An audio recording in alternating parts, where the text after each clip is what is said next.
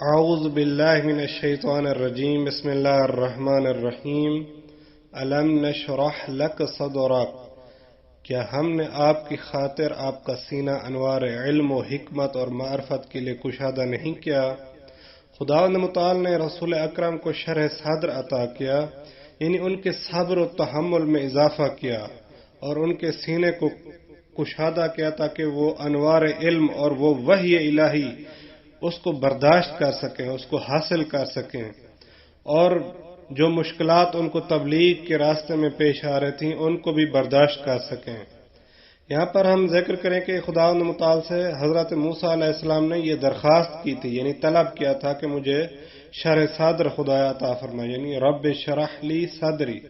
لیکن رسول اکرم پر خداوند متعال نے یہ کرم کیا کہ ان کو عطا کیا بغیر مانگے، الم نشرح لک صدرک۔ اور اس کے بعد آتا ہے وَوَضَعْنَا عَنْكَ وِزْرَكَ الَّذِي أَنْقَضَ ظَهْرَكَ،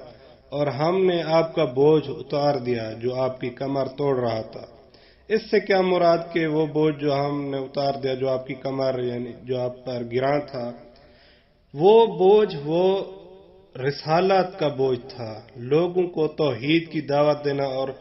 خرافات اور رسومات اور ان کے باطل مذاہب سے مقابلہ کرنا، یہ وہ سختی تھی، یعنی بہت سخت ترین کام تھا جو خداوند متعال نے اپنی مدد اور توفیق کے ذریعے لوگوں کے دین کو قبول کرنے کے اسباب فراہم کر کے تاکہ لوگ دین کو قبول کریں اور رسول اللہ کی تھوڑی سختی کم ہو تاکہ دین اسلام کی ترقی ہو۔ خداوند متعال نے یہ رسول اللہ پر اپنا لطف کیا، اور روایت میں ہے کہ یہ جو بوجھ ہلکا کیا خداوند متعال نے، وہ کیسے ہلکا کیا؟ ایک اور تفسیر میں ملتا ہے کہ خداوند متعال نے مولا امیر المؤمنین علیہ السلام کے صدقے رسول اللہ کا بوجھ کم کیا، یعنی وہ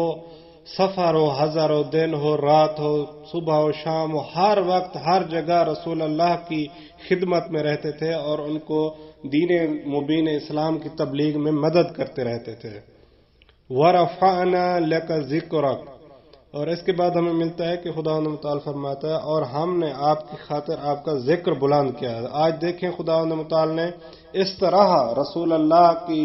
ان خدمات کا بدلہ رسول اللہ کو دیا کہ ہر جگہ پر رسول اللہ کا نام خدا کے نام کے ساتھ آج بلند ہو رہا ہے، آذان میں، نماز میں، ہر جگہ پر۔ اور یہ ہم جو درود پڑھتے ہیں اس کے اندر بھی اللہم صلی علی محمد و آل محمد، یعنی رسول اللہ کا نام بلند ہے۔ فَإِنَّ مَعَ الْعُسْرِ يُسْرًا إِنَّ مَعَ الْعُسْرِ يُسْرًا، بے شک یہ خداوند متعال کا قانون ہے کہ ہر مشکل کے بعد آسانی حاصل ہوتی ہے۔ رسول اللہ کو بھی خداوند متعال یہی فرمانا چاہتے ہیں کہ یہ جو مشکلات آپ کے دین مبین اسلام کی تبلیغ میں پیش آ رہی ہیں ان کے بعد بھی آپ کو آسانی حاصل ہوگی۔ فَإِذَا فَرَغْتَ فَانْصَبْ وَإِلَىٰ رَبِّكَ فَارْغَب، اور جب آپ کار رسالت سے، تعلیم میں امت سے، تبلیغ و جہاد اور فرائض کی ادائیگی سے فارغ ہوں تو ذکر و عبادت میں محنت کیا کریں۔ یعنی خداوند متعال ہمیں یہ درس دے رہا ہے، ہمیں یہ، کیونکہ قرآن بھی ہماری ہی ہدایت کے لیے ہے، تو جب بھی ہم اگر کوئی کام کرتے ہیں دین اسلام کے لیے یا کوئی کسی ہدف پر، کسی مشن پر ہیں، تو سب سے مین یہ ہے کہ ہم خداوند متعال سے مدد مانگیں، یعنی نماز کے ذریعے، عبادات کے ذریعے ہم یہ کوشش کریں وہ معنویت اور وہ طاقت جو خداوند متعال ہمیں عطا کرتا ہے تاکہ اس کے ذریعے ہم اور زیادہ انرجی کے ساتھ، طاقت کے ساتھ اپنے کام میں مصروف ہو سکیں۔